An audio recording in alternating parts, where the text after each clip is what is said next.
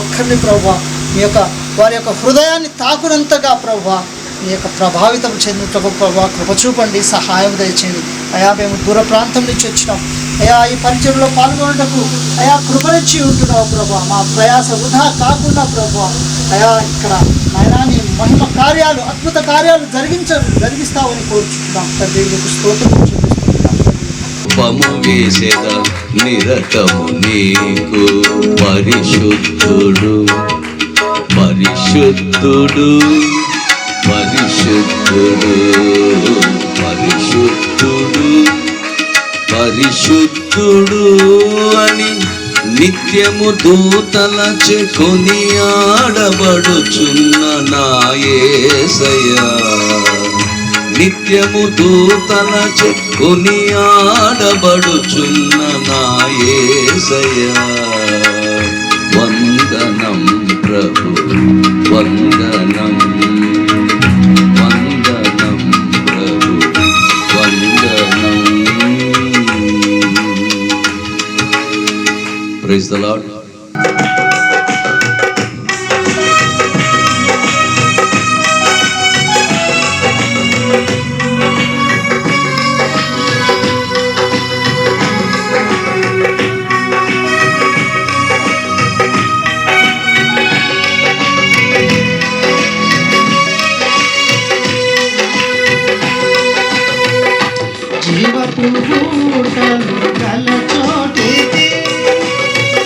జీవనదులు పారే చోటికి అందరూ కష్టపడతాం. జీవపు ఊటలు గల చోటికి జీవనదులు పారే చోటికి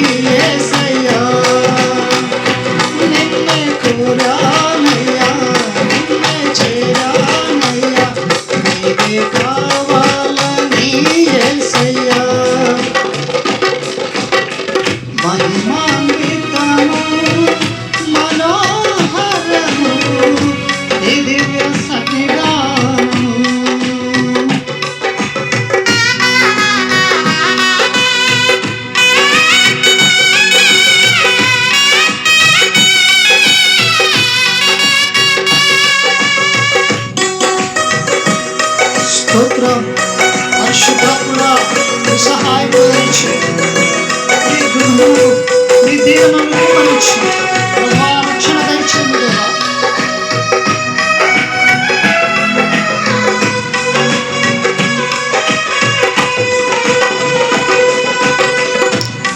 తేజోవాసుల నివాసము చేరాలను నది నాశయా.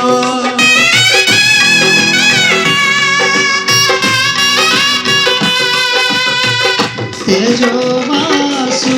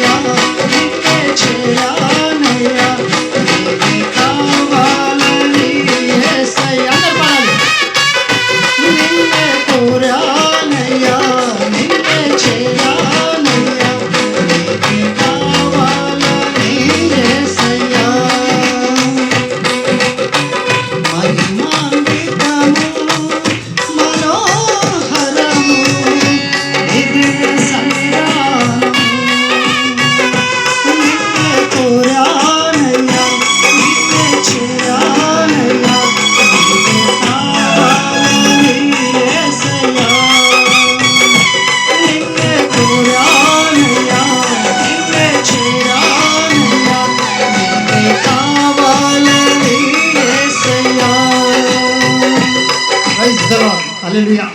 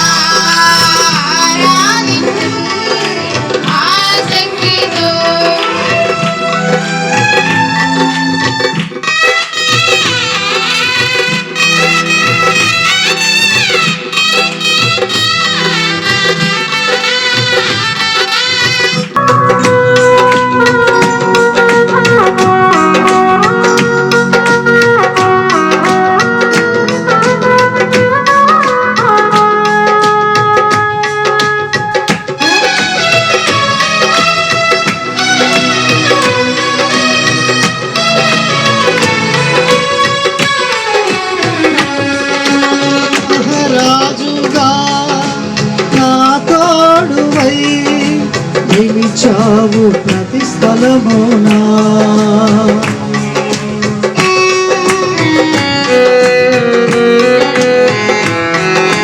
నా భారము నీవు మోయగా సులువాయే నా పయనము. దయచేతనే కలిగిన క్షేమము ఎన్నడు నన్ను వీడదే. దయచేతనే కలిగిన క్షేమము ఎన్నడు నన్ను వీడదే. నీ సన్నిధిలో పొందిన మేలు కరగని సౌభాగ్యమే. నీ సన్నిధిలో పొందిన మేలు కరగని సౌభాగ్యమే. యేసయ్యా యేసయ్యా నీ కృపా చాలయ్యా. యేసయ్యా యేసయ్యా నీ ప్రేమే చాలయ్యా. జగముల నేలే పరిపాలక జగతికి నీవే ఆధారమా.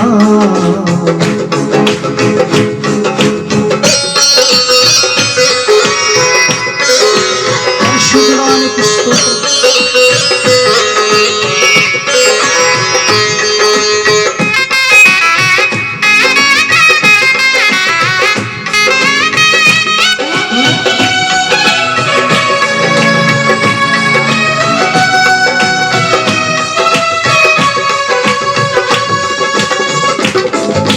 సుకుమారుడా నీ చరితము నేనెంత వివరింతును.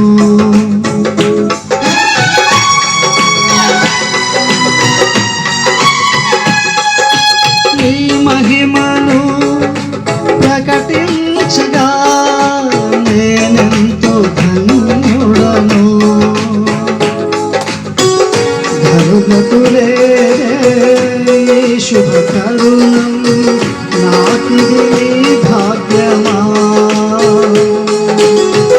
ధరులకు శుభ తరుణం నాకిది భాగ్యమా. జీవితమంతా నీకర్పించి నీ రుణము నే తీర్చనా. జీవితమంతా నీకర్పించి నీ రుణము నే తీర్చనా. యేసయ్యా యేసయ్యా నీ కృపా చాలయ్యా. యేసయ్యా యేసయ్యా నీ ప్రేమే చాలయ్యా. జగముల నేలే పరిపాలక జగతికి నీవే ఆధారమా. పరిశుద్ధుడా నడిపిస్తున్నావు. నీవే మా సారథివై. మా యాత్రలో మేము దాటిపోతున్న ప్రతి మలుపు నీ చిత్తమే దేవా.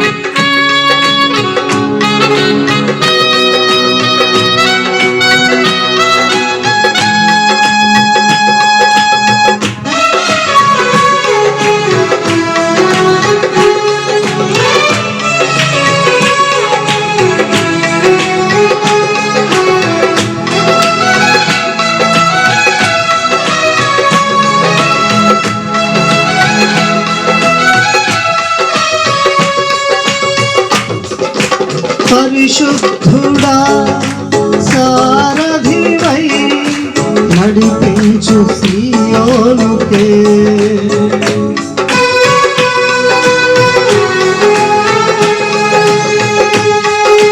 నా యాత్రలో నేదానా ప్రతి మలుపు నీ చిత్తమే. నా విశ్వాసము నీపై నుంచి విజయమునే చాటనా,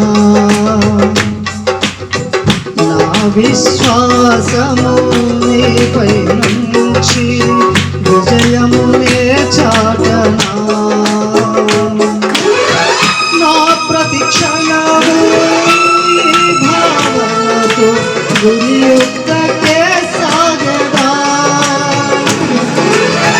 నా ప్రతి క్షణము నీ భావనతో గురియుద్ధకే సాగదా, యేసయ్యా యేసయ్యా నీ కృపా చాలయ్యా, యేసయ్యా యేసయ్యా నీ ప్రేమే చాలయ్యా, యేసయ్యా యేసయ్యా నీ కృపా చాలయ్యా, యేసయ్యా యేసయ్యా నీ ప్రేమే చాలయ్యా. స్తుతించి నిన్ను ఆరాధించి నిన్ను మహిమపరిచే ధన్యత మాకు ఇచ్చినందుకు కోట్ల కొలది నీకు స్తుతులు స్తోత్రాలు ప్రభువా. నేను ఈ గురాన్ని నేను ఇలాగా మిమ్మల్ని ఆరాధించడానికి స్తుతించడానికి మాకు ఇచ్చిన మంచి తరుణాన్ని బట్టి నీకు వందనాలు. ఆ కాలంలో ఉన్నప్పుడు సామూయేలు ఒక ప్రవక్తగా ఉన్నప్పుడు ఇదిగో ఈ యొక్క ఇశ్రాయేలు దేశానికి మరొక రాజు నియమించాలని దేవాది దేవుడు స్వయంగా ఒక ఫ్రంట్ ఒక జీరాక్స్ దావీదుని చూపించాడంట. ఎక్కడో గొర్రెలు కాసుకున్న వ్యక్తి, నాయనమ్మ నానయ్య ఉన్నారు కదా పూర్వీకులు, యెహోవా దేవుడి గురించి గుండెల మీద వేసుకొని చిన్నప్పుడు అట్లా మోసి దేవుడి గురించి అబ్రాము దేవుడి గురించి చెప్పేవాళ్ళంట. ఆ యొక్క భక్తి జీవితంలో జీవిస్తున్నాడు. సరే ఏదేమైనప్పుడు కూడా రాజు అయిపోయాడు. ఎక్కడ ఇజ్రాయెల్ దేశానికి ఒక దీపముగా ఉండవలసిన వ్యక్తి దీపముగా ఉండి ఆ యొక్క ప్రజల్ని ఇజ్రాయెల్ ప్రజల్ని ఏం చేయాలి? నడిపించుకుంటూ ఉండాలి. నా దీపము వెలిగించేవాడవు నీవే. అబ్రహాము గారు 15వ ఆదికాండంలో ఉంటుంది. చిన్న నిద్రపోయాడు అంతే. జస్ట్ చిన్న నిద్రపోతే ఇజ్రాయెల్ ప్రజలంట బానిసగా ఐగుప్తు దేశానికి బానిసలకు పోయారంట. దేవునికి స్తోత్రం కలుగును గాక. దేవుడు ఈయన మాంసం కోసుకొని బండ మీద పెట్టుకొని ఉన్నాడు. అబ్రహాం గారు, నేను వస్తా, పరలోకం నుంచి అగ్నితో వచ్చి ఆ మాంసాన్నంతా కూడా బూర్ది చేస్తా అని చెప్పిండు. సరే దగ్గర కావాలి కాదేమన్నాడు. ఏది ఆలకుంటా తీర దేవుడు వచ్చే మూమెంట్లా ఆయన కూర్చొని జస్ట్ కొంచెం ఇట్లా నిద్రపోయిన అంతే. ఆ చిన్న తప్పుకి ఇజ్రాయెల్ ప్రజలు ఏం చేశాడు తెలుసా? ఐగుప్తు దేశానికి బానిసగా చేశాడంట. వాళ్ళు పోయేటప్పుడు 70 మంది పోయారు. 72 మంది పోయారు. వచ్చేటప్పుడు ఎంతమంది వచ్చారు? 6 లక్షల మంది అంట. ఈ దావీదు చూడండి, దావీదు ప్రార్థన పరుడు, ధర్మశాస్త్రాన్ని శూన్యంగా చదివి రాజ్యాలు శత్రువు యొక్క రాజ్యాలు వచ్చినప్పుడు కూడా సైనికుల్ని మంత్రులు వీళ్ళందరినీ కూడా యుద్ధానికి పంపించి శుభ్రంగా చేయవలసిన వాడు ఇజ్రాయెల్ ప్రజల్ని కాపాడుకునే ఒక వ్యక్తి. అప్పటికే ఆయనకి చాలా మంది ఉన్నారు భార్యలు. పొద్దు కొంగిపోయిందంట, వాళ్ళు అక్కడ యుద్ధం చేస్తూ ఉన్నారు శత్రువులతోటి. పొద్దు కొంగిపోయింది. ఆ సాయంకాల సమయంలో మరి తను ప్రార్థన చేయాలి. సాయంకాలం టైం కదా, ప్రార్థన చేయాలి వాళ్ళ కొరకు. ఇజ్రాయెల్ ప్రజలు సైనికులు వెళ్ళారు కదా శత్రు మీదకి. ఏం చేయాలి? ఈయన ప్రార్థన చేయాలి. ప్రార్థన చేయకుండా మిద్దె మీద మేడం గద మీద ఉన్నప్పుడు కళ్ళు నలుసుకుంటూ వచ్చాడట. కళ్ళతో చూడరాని దృశ్యాన్ని చూశాడు. ఇంకేమైపోయిందన్న జీవితము, ఆయన దీపము ఆరిపోయింది. దేవుని విషయాల్లో ఆత్మీయ జీవితంలో దావీదు గారి యొక్క ఆత్మీయ జీవితము పడిపోయింది. ఒకప్పుడు ఎలుగుగా ఉన్నాడు, ఆ ఎలుగు ఏమైపోయింది? ఆరిపోయింది. ఒకప్పుడు ఎలిగినోడు ఇప్పుడేమో అయ్యా నా దీపము వెలిగించు ప్రభు, ఇదిగోరా తండ్రి నా దీపము వెలిగించని ప్రార్థన చేస్తా ఉన్నాడు. ఇది పాట. ఈ యొక్క దావీదు కీర్తన 1-150 ఉంటాయి ఇక్కడ ఇంగ్లీష్లో సాంగ్స్. ఈ కీర్తనల పుస్తకము, ఈ గ్రంథము యెరూషలేము మందిరములో పాటల పుస్తకం. ఇది మన పూర్వీకులు పాడుకునే పాటల పుస్తకము బైబిల్లో చేర్చబడింది. ఇక్కడ ఏముంది ఇంకా, నా దేవుడైన యెహోవా చీకటి నాకు ఎలుగుగా చేయును. ఆయన ఏం చేస్తాడు? దీపాన్ని వెలిగిస్తాడు, ఆ తర్వాత చీకటిని కూడా ఎలుగుగా అది చేస్తాడు. నువ్వు ఒకవేళ రక్షణ పొంది ఉన్నావు, దేని బిడ్డలారా, ప్రభు త్వరగా రానై ఉన్నాడు ఈ లోకానికి, మధ్యాకాశానికి రానై ఉన్నాడు. ఒకవేళ నీ దీపం వెలిగించుకోకపోతే, ఒకవేళ నువ్వు చీకటిని ఎలుగుగా ఒకవేళ నువ్వు చేసుకోకపోతే ఈ లోకములో విడబడతావు. ఎవరైనా సరే యేసయ్య నమ్ముకున్న వాళ్ళు సంపూర్ణంగా ఎదగాలి. బైబిల్ అంటుంది సంపూర్ణంగా ఉపదేశములో ఎదగాలంట. యేసు ప్రభు ఎలా ఉన్నాడో బైబిల్ అంటుంది సంపూర్ణంగా ఎవరు ఉంటారో వాళ్ళు మాత్రమే మధ్య ఆకాశానికి ఎత్తబడతారు, పరిశుద్ధులు విడవబడతారు. దావీదు కీర్తన 119 105 వచనం.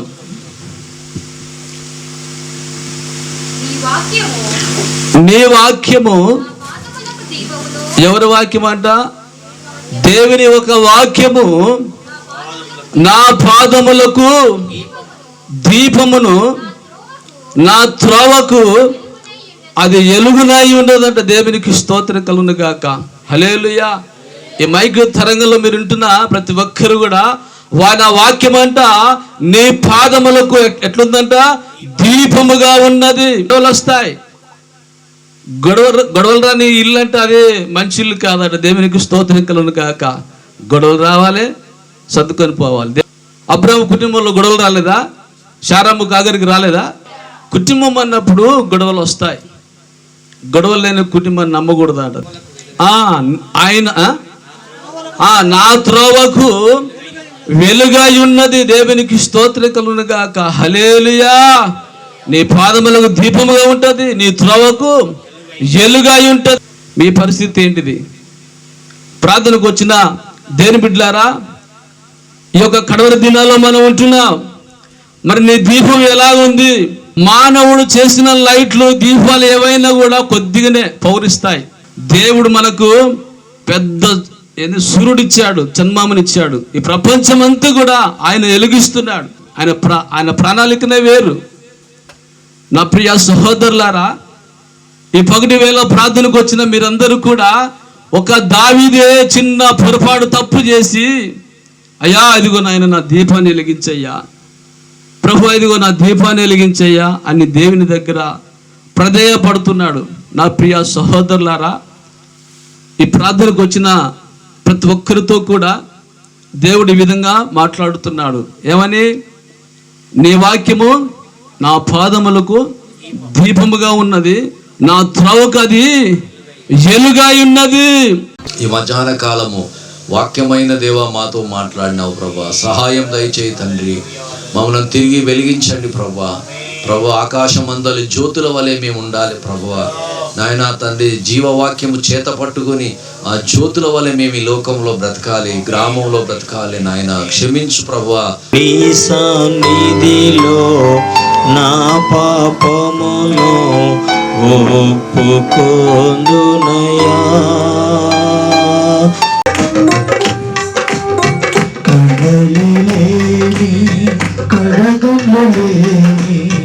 కన్నుల స్థితిగతులు దరికే రాని ఆ దివ్య నగరిలో కాంతులను విరజిల్లెదవా నా యేసయ్యా. ఆ దివ్య నగరిలో కాంతులను విరజిల్లెదవా నా యేసయ్యా. సియోనులో స్థిరమైన పునాది